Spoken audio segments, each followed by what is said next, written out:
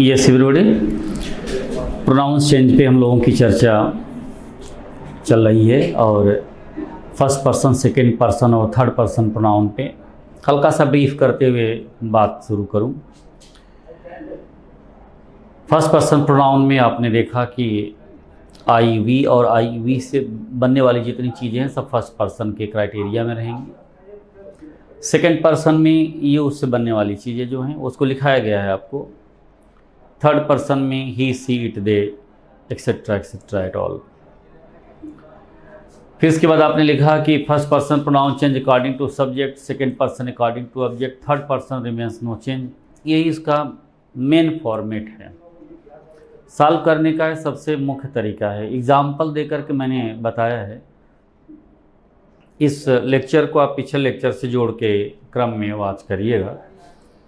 First person pronoun पे हम लोगों ने चर्चा पिछले लेक्चर में किया है, प्रीवियस लेक्चर में इसके, और उसके एग्जाम्पल दे करके मैंने बताया।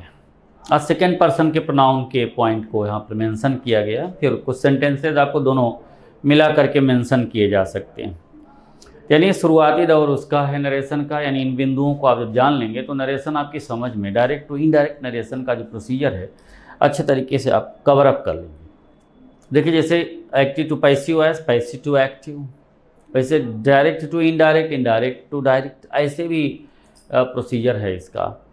दोनों तरीके से इसकी जानकारी आप करते रहें। जैसे डायरेक्ट टू इनडायरेक्ट आप सॉल्व करें, उसी प्रकार से इनडायरेक्ट टू डायरेक्ट भी होता जाएगा। तो इसमें भी कई प्रोसेस इसके इंट्रोगेटिव सेंटेंसेस हैं, imperative sentences, exclamatory sentences, optative sentences. इसके एक पॉइंट हैं, उनको थोड़ा थोड़ा आप जान लेंगे तो पूरे प्रोसीजर का बड़े अच्छे तरीके से हैंडल कर लेंगे। देखा सेंटेंस कुछ में बड़े लॉन्गर जो सेंटेंसेस हैं उन पर भी हम आपको एग्जाम्पल दे करके बताएंगे। तो अभी जो यहाँ पे मेंशन किया गया सेंटेंस, जरा उसकी क्राइटेरिया को देखते हैं। She said to me you are a professor, यह सेंटेंस आपका है।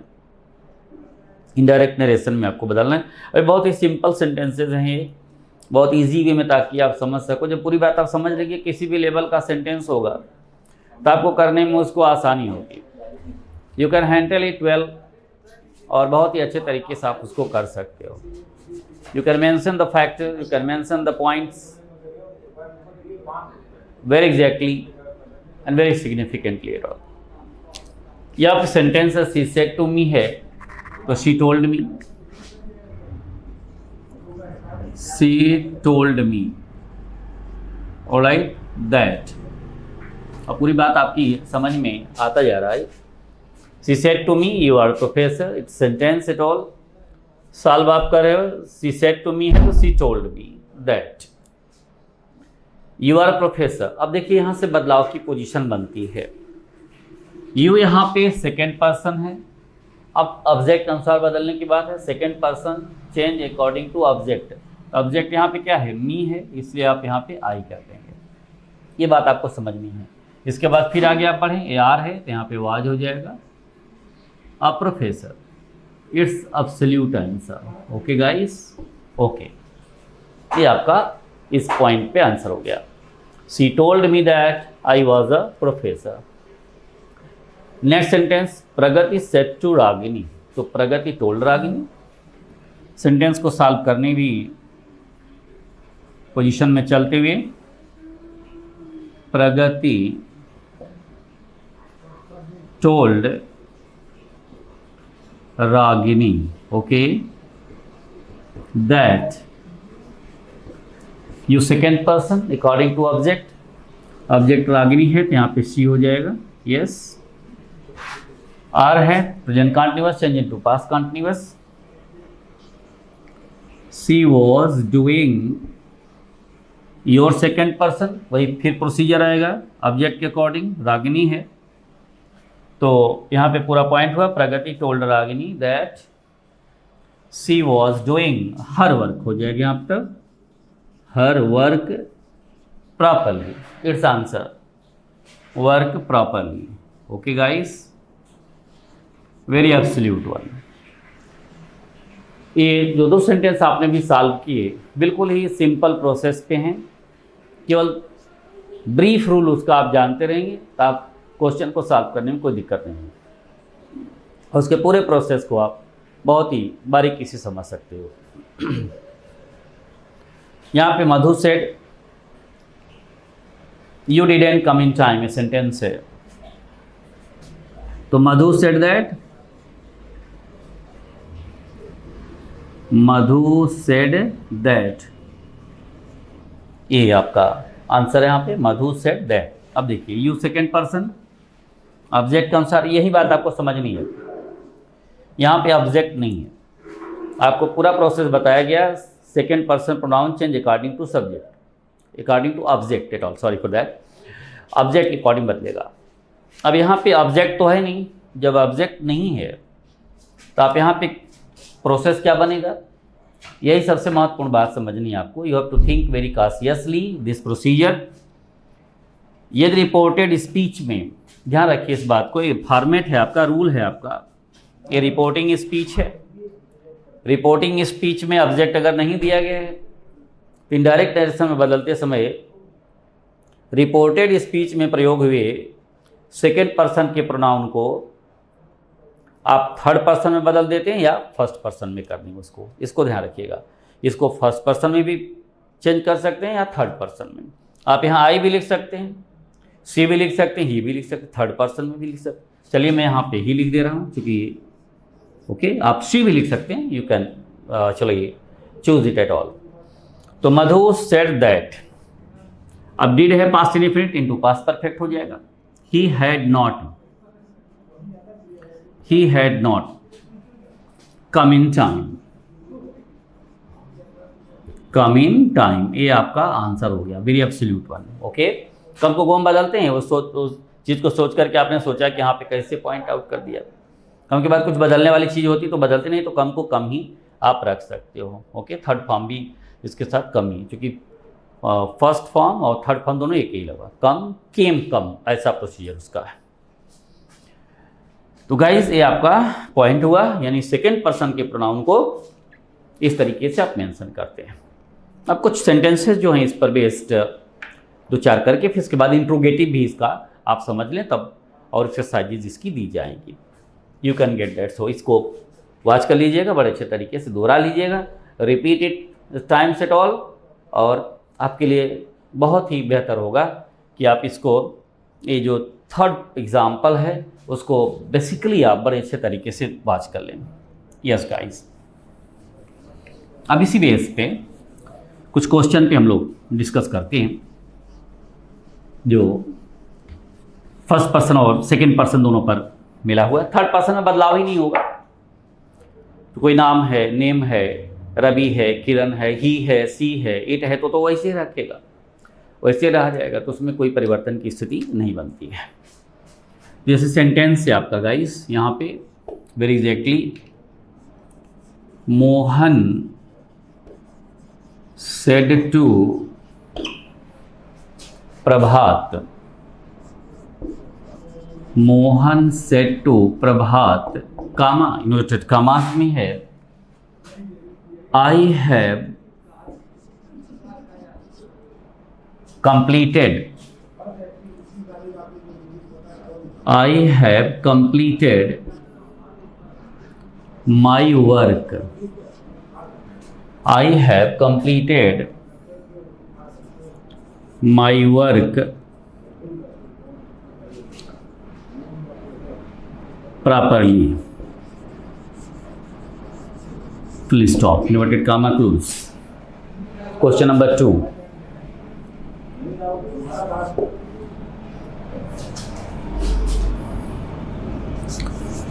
Dinesh said to Puneet, Dinesh said to Puneet, comma inverted commas में, okay.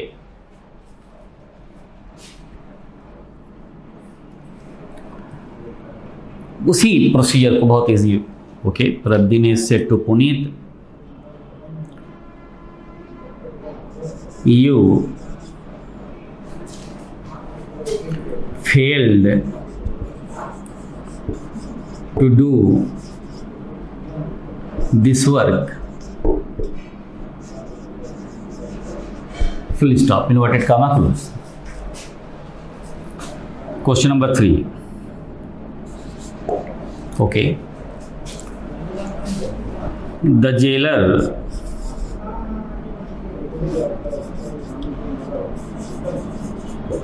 Jailer said, comma inverted commas में, the prisoner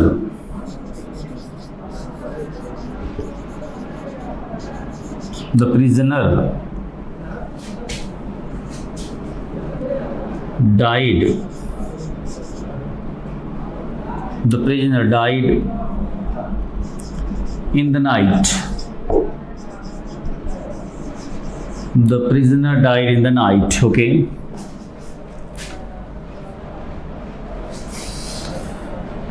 that is point, guys. You have to think very exactly it all. इन points को जरा देखिए, try to solve this procedure very exactly. अभी संक्षिप्त से question है, इन्हीं पर बेस्ड है, बहुत कॉमन पॉइंट है, ताकि उस बिंदु को आप बड़े अच्छे तरीके से समझते हुए आगे बढ़ो। सेंटेंस आपका ये है, Mohan said to Prabhat, I have completed my work properly. चूँकि सेंटेंस देते हुए मैं आगे बढ़ रहा हूँ, उसके एग्जाम्पल को मेंशन करते हुए हम प्रोसीड कर रहे हैं। यहाँ पे जो सेंटेंस हुआ, मोहन सेड टू प्रभात है, Mohan told Prabhat, Mohan told Prabhat that. Okay everybody, yes. अब देखिए, I first person according to subject, subject यहाँ पे मोहन है, तो यहाँ पे ही हो जाएगा, यस। ही है present perfect tense, past perfect में पॉइंट आउट होगा। He had completed, yes it is, he had completed his work. यहाँ माई फर्स्ट पर्सन है, उसी के अकॉर्डिंग बढ़ जाएगा इस his work properly. It's very absolute answer. Okay, पूरा आंसर आप वॉच कर लें very exactly, penetratingly at all. Mohan told Prabhat that he had completed his work properly. Next question है, Dinesh said to Puneet, Dinesh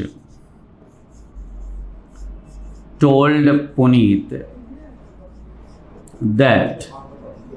okay, you second person according to object, Puneet है तो यहाँ पे ही हो गया। पास्ट इंडिफिनिट है, पास्ट परफेक्ट में he had, okay, he had failed, okay, to do that work। ये आंसर हो गया। इस पॉइंट्स को आप बहुत अच्छे तरीके से वाच कर लीजिए। See the point very cautiously, it is very beneficial for you for maintaining your answer under this procedure. तभी आपने देखा कि किस प्रकार से प्रोनाउन चेंज में सेकेंड पर्सन के प्रोनाउन को वाच किया, फर्स्ट पर्सन के प्रोनाउन को आपने वाच किया। हम इंट्रोगेटिव सेंटेंसेस पे इसको आगे लेकर के प्रोसीड कर रहे हैं अभी।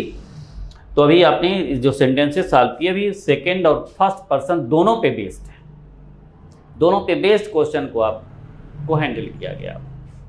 फिर आगे, द जेलर सेड, एक सामान्य का एक simple sentence, the jailer said that. Okay everybody, it's answer the prisoner. Okay, it is past indefinite, past perfect में वही procedure. The prisoner, okay, had died in the night. It's answer guys, very exactly. तो उसको आप अपने ढंग से आप ऐसे एडजस्ट कर सकते हैं। Okay, very softly at all. तो इस तरीके से आपका ये जो प्रोनाउंस चेंज पे जो पॉइंट देख दिया गया, एक मेंशन किया गया प्रोसीजर, उसको सॉल्व कर दिया गया है। आप उसको एक एक क्वेश्चन की उसकी बारीकी को देखते हुए आगे बढ़ेंगे। इस पर अब जितने भी इस बेस पे एक्सरसाइजेज आपको होती जाएंगी, आप करते जाइए उसको। More and more practice tries to mention this format, यानी ये कि प्रोसीजर को जब आप इसको लेके आगे बढ़ेंगे तो आपके लिए चीज़ें आसान होंगी। ओके, तो अब मैं कुछ सेंटेंसेज आपको इसके इंट्रोगेटिव के जो कैसे आप डायरेक्ट टू इनडायरेक्ट नरेशन में जो इंट्रोगेटिव पोर्शन आएगा तो उसको कैसे आप सॉल्व करोगे। फिर और एक्सरसाइजेज आपको समय परिस्थितियों के अनुसार आपको दिया जाएगा, यू कैन फाइंड आउट। अभी आप उसके बेसिक स्ट्रक्चर पे वर्क कर रहे हो, एक एक पॉइंट को लेकर बढ़ते हुए, तो आपका ये प्रोनाउंस चेंज पे जो हमने भी डिस्कस किया आपसे।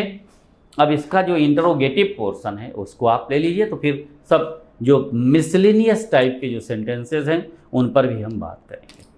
तो इस समय टॉपिक हमारी जो आगे प्रोसीड हो रही है वो है डायरेक्ट इनडायरेक्ट नरेशन में इंटरोगेटिव का जो रोल है वो देखिए। इंटरोगेटिव, आप हेडिंग उसको मेंशन कर लीजिए, interrogative sentence. Yes, interrogative sentence. Yes everybody. अब इंटरोगेटिव सेंटेंसेस में मैं भी 2-3 एग्जाम्पल दे करके आपके लिए स्थिति भी सिंपल कर दे रहा हूँ।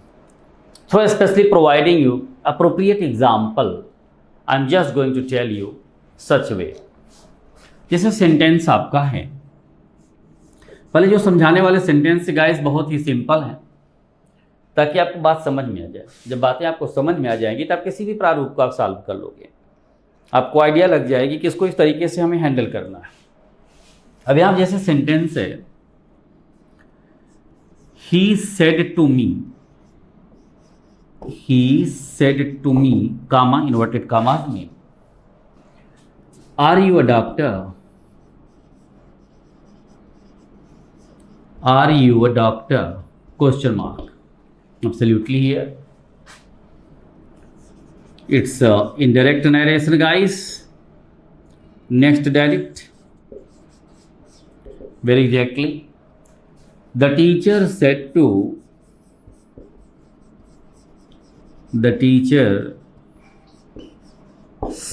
to Madhu, comma inverted commas में, have you written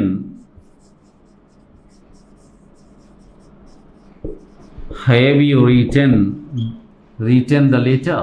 Yes, have you written the letter?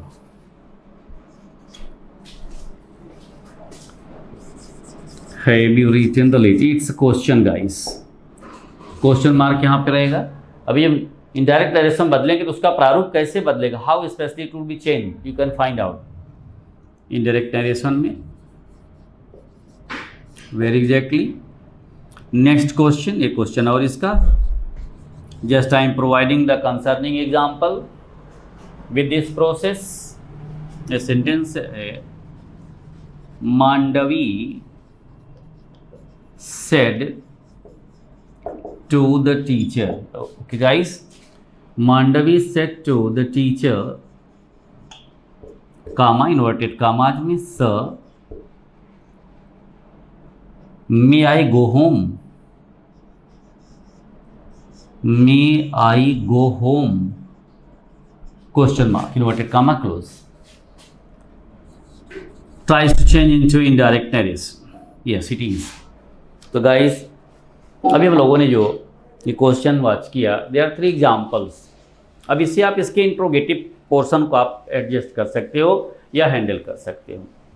मैं आपकी जानकारी के लिए बता दूं कि देखिए इंट्रोगेटिव का जो पॉइंट है, आप इस बात को समझ रहे हो, इंट्रोगेटिव एक तो हेल्पिंग वर्ब से होता है, do, does, did, is, am, are, was, were, has, have, had, will, shall, etcetera etcetera. Modal verbs हैं, can, could, may, must, might, इनसे भी आप क्वेश्चन बनाते हैं और it is also specially used in the interrogative one. और एक what, where, why, which, when, how, who से बनता है, जो क्वेश्चन वर्ड है उनसे आप क्वेश्चन बनाते हैं। तो इनडायरेक्ट डायरेक्शन में बदलते समय इन इंट्रोगेटिव के प्रोसेस में जो हेल्पिंग वर्ब से बनेंगे, एक्सिलरी वर्ब से बनेंगे या मॉडल वर्ब से बनते हैं, इनके लिए एक अलग रूल है और व्हाट, वेयर, व्हाई के लिए एक डिफरेंट रूल है। इस बात को आपको समझना होगा। You have to see this procedure, you have to understand this procedure very exactly. इसको समझ करके ही तभी आप इस पॉइंट को अच्छे ढंग से आगे बढ़ा सकते हो। जैसे सेंटेंस है, यहाँ पे मैं आपको बढ़ाते हुए क्रम में ले चल रहा हूँ। जैसे ही सेड टू मी, तभी तो आपने कैसे सॉल्व किया, ही टोल्ड मी आप कर देते थे। लेकिन अब देखिए सेंटेंस क्या है, इंट्रोगेटिव हो गया है। अगर सेंटेंस आपका इंटरोगेटिव है और इंटरोगेटिव में प्रोसेस क्या है, ये हेल्पिंग वर्ब से बना हुआ इंट्रोगेटिव है, आर लगा हुआ है, तो ऐसी पोजीशन में आप क्या करेंगे, यहाँ पे वैसे किसी भी इंट्रोगेटिव के लिए ये वाले पार्ट में, ये पार्ट क्या है आपका रिपोर्टिंग वर्ब है, ये पार्ट आपका रिपोर्टेड स्पीच है। इस बात को आप भली बात समझ गए होंगे, आई थिंक सो। तो ही सेड टू मी है, जो यहाँ ही टोल्ड मी करते थे, अब आप बंद कर देंगे ही टोल्ड मी लिखना। अब यहाँ पे लिखा क्या जाएगा, आस्क्ड या इंक्वायर्ड ऑफ, आस्क्ड या इंक्वायर्ड को प्रयोग में लाते हैं। लेकिन आस्क्ड जो है इस प्रकार के किसी भी क्वेश्चन में चल जाएगा। Okay, it's you are free to write. या पूरा आंसर हो गया इसका। ही सेड टू मी का आंसर क्या होगा, he asked me, he asked me. Okay guys, अब यहाँ पे आप दैट लिखते थे, लेकिन जब सेंटेंस इंटरोगेटिव हो गया तो दैट लिखना यहाँ बंद हो जाएगा। यहाँ पर आप लिखेंगे क्या, यदि अब देखिए इंट्रोगेटिव शुरुआत किससे है, यहाँ आप देख रहे हैं कि हेल्पिंग वर्ब से है, शायद क्रिया प्रयोग की गई, ऑक्सिलरी वर्ब्स वगैरह अगर आती, या मॉडल वर्ब से है, कैन कुड में मस्ट माइट से अगर वाक्य की शुरुआत है, तो उसके लिए यहाँ जोड़ने के लिए अब दैट का प्रयोग नहीं करेंगे, इफ़ या वेदर का प्रयोग करेंगे। क्या यूज करेंगे, इफ़ या वेदर, दोनों में से चाहे जो यूज़ कर लीजिए। तो चलिए मैं यहाँ पे वेदर लिख दे रहा हूँ, WHETHER। Okay, whether. अब वेदर लिखने के बाद आपको करना क्या है, तुरंत आप ऑब्जेक्ट पे जाएंगे, आप यहाँ पे प्रोनाउन पे। प्रोनाउन क्या है आपका, यूज, सेकेंड पर्सन का प्रोनाउन है, ऑब्जेक्ट के अनुसार बदलेगा, ऑब्जेक्ट मी है तो यहाँ आपने आई लिखा। अब यही ध्यान रखना होगा आपको, यानी वेदर लिखने के बाद आप तुरंत जो है वो प्रोनाउन पे जाएंगे। प्रोनाउन आपका यू है, वो इस पॉइंट पे जाएगा, यानी ऑब्जेक्ट के अनुसार ऑब्जेक्ट मी है तो आई हो गया। ओके गाइस, अब यहाँ आर है तो यहाँ पे वाज हो जाएगा। Okay, I was a doctor, ये आपका आंसर हो गया, full stop. Very absolute and very significant answer you got concerning it. मैंने आपको बताया इस पॉइंट पे, इस पूरे एक्यूट प्रोसीजर पे, कि किस प्रकार से आप सेंटेंस को आप सॉल्व करोगे, how specially solve the sentence concerning in that criteria in that way. अब देखिए सेंटेंस नंबर 2 है इसी मॉडल पे, under this point. Okay, the teacher said to Madhu है, इसके बाद में have you written the letter, वही प्रोसीजर है, वही पॉइंट है आपका। The teacher asked Madhu, the teacher asked, the teacher asked Madhu. Okay everybody, very exact and very penetrate point. The teacher asked Madhu।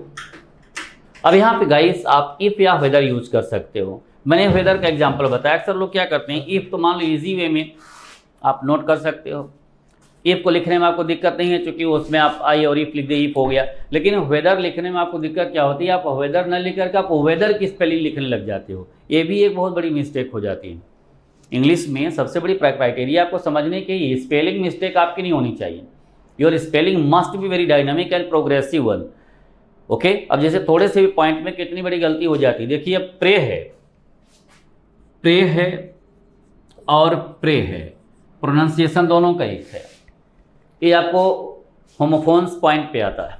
इस प्रकार के क्वेश्चन आपके टेट में टच किए जा सकते हैं, वेरी एग्जैक्टली एंड सिग्निफिकेंटली, बहुत ही ईजी वे में आप उसको हैंडल कर सकते हो। अब देखिए जरा इस पॉइंट को, अब इस प्रे का मतलब प्रार्थना करना है, अब इस प्रे का मतलब स्वीकार करना है। अब अगर आपको पूरी तैयारी नहीं है, जानकारी नहीं है, तो जैसे इस प्रे को आपने I am praying to God लिख दिए तो आप ईश्वर का स्वीकार करने लग गए। ईश्वर का स्वीकार करने वाले उसके स्वयं शिकार हो जाते हैं गाइस। इस बात को आपको समझना है। You have to think very consciously about this procedure. Okay, अब इसमें बात क्या करनी है आपसे, यानी इस प्रे का मतलब प्रार्थना हो गया, इस प्रे का मतलब स्वीकार करना हो गया। इसको आप जानते रहिए इस क्रम में। यहाँ पे आंसर हुआ इसका, the teacher asked Madhu whether. मैं ज़्यादा वेदर का प्रयोग कर रहा हूँ गाइज यहाँ पे, इफ को छोड़ करके। यहाँ चलिए मैं ऑब्लिक करके इफ भी लिख दिया ताकि आपका कन्फ्यूजन दूर हो जाए। दोनों यूज़ करने की आवश्यकता नहीं, केवल एक ही आप यूज़ करोगे। इसके बाद तुरंत आप प्रोनाउन पे जाओगे। प्रोनाउन आपका यू है, सेकंड पर्सन का प्रोनाउन है, ऑब्जेक्ट के अनुसार बदलेगा, ऑब्जेक्ट मधु है। यहाँ पे क्या हो जाएगा, सी। ऑलराइट, हैव है, यहाँ पे क्या कर देंगे, had written the letter. It's absolute answer, written the letter. Okay guys, very appropriate answer which you are going to get in the very very in the good criteria. Okay, next one. Mandvi said to the teacher. अब यहाँ guys देखो ये sir लिखा हुआ है. अब यहाँ पे आपको समझने की बात क्या है, अगर सर लिखा हुआ है तो यहाँ पर आपकी क्राइटेरिया थोड़ी बदल जाएगी. सर है तो यहाँ रेस्पेक्टफुली जरूर आप यूज करेंगे. अब सेंटेंस यहाँ पे क्या है, मे है, यानी क्वेश्चन तो आपका बना हुआ है. आंसर इसका हो जाएगा Mandvi asked the teacher respectfully. It's a very absolute answer guys. Mandvi asked the teacher respectfully. Very exactly guys, respectfully. अब यही लोग दैट लगा देते हैं, ये गलत हो जाएगा. यहाँ पे दैट आपको नहीं लिखना है. अब आपको मालूम पड़ गया, इफ या वेदर आप प्रयोग करोगे. यहाँ आपने वेदर लिख दिया, WHETHER. आपको इस